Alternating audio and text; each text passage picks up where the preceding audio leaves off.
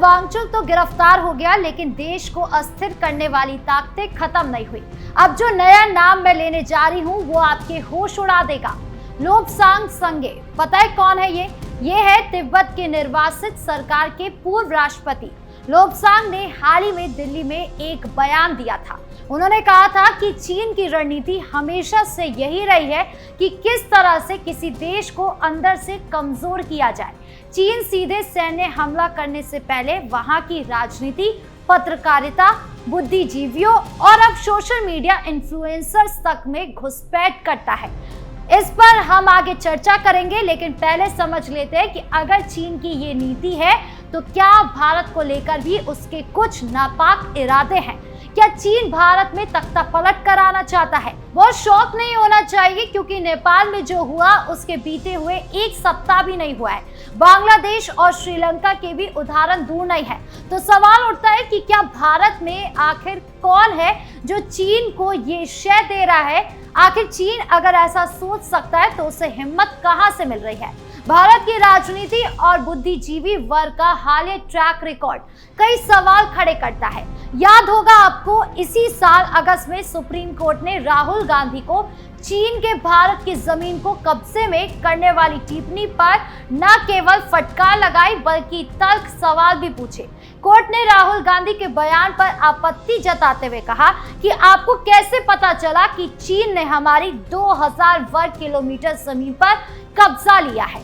आपके पास इसे साबित करने के लिए कौन सा पुख्ता सबूत है? एक सच्चा भारतीय ऐसा कभी नहीं करेगा। जब सीमा पर कोई विवाद हो तो क्या ये सब कहना जरूरी है? आप संसद में भी तो इसको लेकर सवाल पूछ सकते थे। राहुल के अलावा कांग्रेसी नेता सैम पित्रोदा भी बार बार भारत की नीतियों पर आलोचना करते रहे हैं, या फिर विदेशी फंडिंग से जुड़े जॉर्ज सोरोस जैसे ताकतवर नामों का भारत की राजनीति में अप्रत्यक्ष दखल। ये सब बातें कहीं ना कहीं चीन जैसे देशों के एजेंडे को ताकत देती है।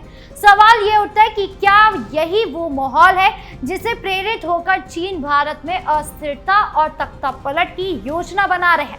तो अब सवाल ये है कि क्या चीन इसी टूटन, इसी असहमति और इसी नैरेटिव वॉर का फायदा उठाकर भारत में तख्तापलट जैसा दुस्साहस कर सकता है? पूरी घटना को कनेक्ट करने के लिए तिब्बत की निर्वासित सरकार के पूर्व राष्ट्रपति लोब्सांग संगे के बयान पर वापस आते हैं, क्योंकि क्लियर यहीं से होगा कि आखिर चीन की मंशा क्या है। लोब्सांग के मुताबिक चीन को इस बात से कोई फर्क नहीं पड़ता कि व्यक्ति की विचारधारा क्या है, बस इतना जरूरी है कि वो चीन के नैरेटिव को आगे बढ़ाए। अगर कोई नेता, पत्रकार या यूट्यूबर उसके एजेंडे को हवा दे सकता है तो चीन उसे खरीदने या प्रभावित करने में देर नहीं लगाता। यही रणनीति उसने तिब्बत, शिजियांग और मंगोलिया में अपनाई थी। पहले दिमाग जीते, फिर सिस्टम पर कब्जा किया। नेपाल इसका उदाहरण है। वहां की राजनीति में एक पूरी पार्टी चीन समर्थक मानी जाती है। पाकिस्तान तो पहले से ही चीन का करीबी माना जाता है, जहां लगभग हर पार्टी चीन समर्थक है। श्रीलंका की तबाही में चीनी कर्ज और परियोजनाओं ने अहम भूमिका निभाई। बांग्लादेश में सत्ता के गलियारों में चीनी दबदबा लगातार बढ़ा। तो चीन के पैटर्न को लेकर साफ मालूम हो रहा है। पहले रूलिंग एलाइट क्लास को अपने पक्ष में करो, फिर वहां नैरेटिव बदलो और धीरे धीरे सत्ता की दिशा मोड़ दो। राहुल पित्रोदा की बातें हमने की, तो सवाल है कि क्या भारत भी अब इसी पैटर्न पर निशाने पर है? दूसरी बात कि गलवान और डोकलम विवाद के समय विपक्ष के कुछ नेताओं के बयानों को आपने सुना होगा कि किस तरह से चीन की तरफदारी उन बयानों में साफ झलकती थी। कई बुद्धिजीवियों और पत्रकारों ने भी चीन की आक्रामकता को नजरअंदाज करते हुए सरकार की नीतियों पर ही निशाना साधा। आज सोशल मीडिया इन्फ्लुएंसर्स तक चीन की पहुंच बताई जाती है। कई ऐसे प्लेटफॉर्म का खुलासा हुआ है जो चीनी नैरेटिव को आगे बढ़ाते हैं। हालांकि कुछ बंद हुए हैं, लेकिन पूरी तरह ये सिलसिला रुका नहीं है। यहाँ ध्यान देने वाली बात यह है कि चीन अपनी ताकत के लिए हथियारों से ज्यादा आर्थिक शक्ति का इस्तेमाल करता है। उद्योगपतियों को व्यापार और निवेश से प्रभावित करता है। कई देशों में देखा गया है कि नेता सत्ता छोड़ने के बाद चीनी कंपनियों में मोटी तनख्वाह पर डायरेक्टर या सलाहकार बन गए हैं।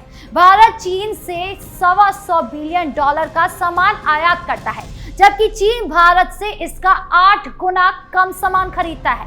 ये केवल व्यापारिक घाटा नहीं बल्कि एक रणनीतिक खतरा भी है। चीन चाहे तो कभी भी सप्लाई चेन का दबाव बनाकर भारत को झटका दे सकता है। दूसरी बात कि चीन के मामले में भी ये सही बात है कि वो अपनी ताकत दिखाने के लिए हथियार या सेना से ज्यादा अपनी आर्थिक शक्ति का इस्तेमाल करता है। उसकी अर्थव्यवस्था इतनी बड़ी है कि उसे किसी तरह की कमी महसूस ही नहीं होती है और वो लगातार इसका इस्तेमाल कर रहा है, खासकर दक्षिण एशिया में। उसका असली मकसद यही है कि भारत किसी भी सूरत में आगे न बढ़ पाए। यही वजह है कि बांग्लादेश, नेपाल, मालदीव और श्रीलंका जैसे देशों में वहां के नेताओं, कारोबारी घरानाओं और प्रभावशाली तबकों में चीन का समर्थन दिखता है।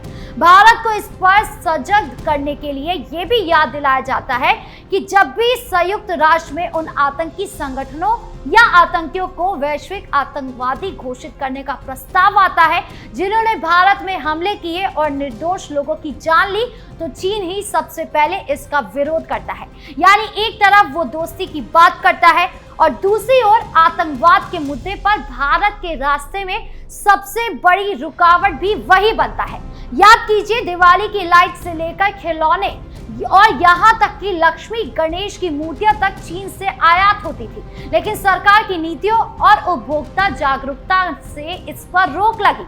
आत्मनिर्भर भारत अभियान सिर्फ आर्थिक मजबूती का प्रयास नहीं बल्कि चीन की इकोनॉमिक स्ट्रैटेजी का जवाब भी है। भारत ने बार बार देखा है कि आतंकवादियों को अंतर्राष्ट्रीय स्तर पर आतंकी घोषित करने के मुद्दे पर चीन सबसे बड़ी बाधा बना।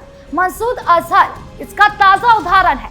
यानी चीन एक तरफ दोस्ती की बात करता है और दूसरी तरफ भारत के दुश्मनों को बचाता है। चीन का स्वभाव यही है, भारत से दोस्ती, भीतर से वार की तैयारी। 1962 से पहले तक हिंदी चीनी भाई भाई का नारा चला, फिर युद्ध हुआ। आज भी चिड़िया जैसे नारों से दोस्ती की तस्वीर बनाई जा रही है, लेकिन इतिहास बताता है कि चीन भरोसेमंद कभी नहीं रहा। गलवान, डोलकम और ऑपरेशन सिंदूर में चीनी हथियारों को जिस तरह से भारत ने नष्ट किया, उन घटनाओं से चीन को साफ हो गया है कि भारत को सैन्य ताकत के दम पर हराना आसान नहीं। इसलिए अब उनकी कोशिश है कि भारत की तकनीकी और आर्थिक निर्भरता को हथियार बनाया जाए। भारत अभी भी रेयर्स अर्थ मिनरल्स, इलेक्ट्रॉनिक्स और इंफ्रास्ट्रक्चर तकनीक के लिए चीन पर निर्भर है। यही हमारी सबसे बड़ी कमजोरी है। प्रधानमंत्री बार बार कहते हैं कि सबसे बड़ा दुश्मन हमारी दूसरों पर निर्भरता है। जब तक ये निर्भरता खत्म नहीं होगी, हम सुरक्षित नहीं रह पाएंगे। भारत को अब ये समझना होगा कि चीन कभी सच्चा दोस्त नहीं हो सकता, वो केवल साझेदार हो सकता है, वो भी तब तक जब तक उसे फायदा है। इसलिए भारत को चीन की रणनीतियों को मात देने के लिए 3 मोर्चों पर मजबूती हासिल करनी होगी। सबसे पहले नैरेटिव की रक्षा जरूरी है ताकि मीडिया, सोशल मीडिया और राजनीति में चीन का एजेंडा असर ना दिखा सके। इसके साथ ही आर्थिक मजबूती पर ध्यान देना होगा जिससे व्यापार असंतुलन दूर हो और घरेलू उद्योग आत्मनिर्भर बने। तीसरा और अहम कदम है तकनीकी आत्मनिर्भरता, चाहे वो रेयर अर्थ हो, इलेक्ट्रॉनिक्स हो या इंफ्रास्ट्रक्चर हो। अगर भारत इन क्षेत्रों में अपनी पकड़ मजबूत कर लेता है तो चीन की तख्ता पलट रणनीति कभी सफल नहीं हो पाएगी।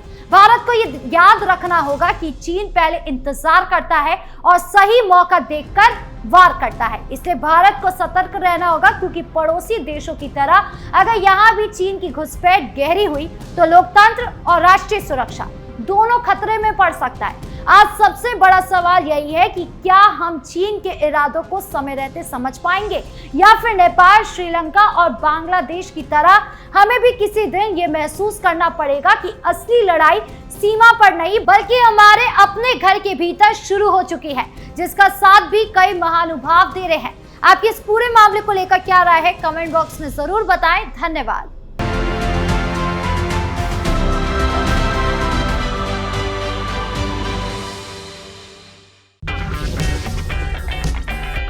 अगर आपको हमारा वीडियो पसंद आया हो तो इसे लाइक करें, हमारे चैनल को सब्सक्राइब करें और हाँ, बेल आइकन दबाना ना भूलें ताकि आप तक हमारे वीडियो की नोटिफिकेशन पहुंचती रहे। आप अपना सुझाव हमें कमेंट बॉक्स में दे सकते हैं। हमारे साथ जुड़ने के लिए शुक्रिया।